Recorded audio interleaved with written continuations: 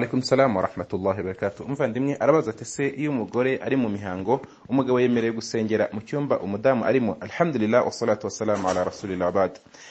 Umuyisilamu ntago ajya abumwanda, umuyisilamu ntago ajya abumwanda, umuyisilamu agerwaho n'umwanda ariko we ntaba umwanda we nkawe ku giti cye. Intumwa y'Imana sallallahu alaihi wasallam iravuga ngo al-muslimu la yanjus, umuyisilamu ntago ajya umwanda. Bityo umuyisilamu aho yaba ari hose keretse afite umwanda ufatika umugaragaraho, uwo ngo niyo waba ari ikibazo kuri we, ariko we ubwe nkawe cyangwa se aho umwanda wagiye ntago uharenga ngo ujye ahandi.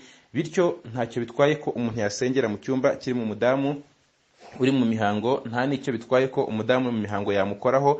N'intumwa y'Imana sallallahu alaihi wasallam abafasha bayo bajyaga bayisokoza bari mu mihango, n'intumwa y'Imana yatawajije kandi igiye no gusari ntiyongere gutawaza, ntihagire nicyo bitwara.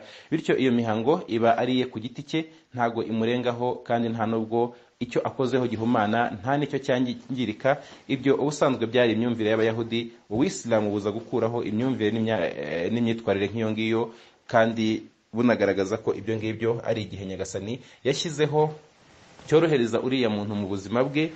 Ibyo ntibigire icyo bihindura mu mategeko, usibye gusa bya bindi byo Uwisilamu bwagaragaje. Wallahu a'lam.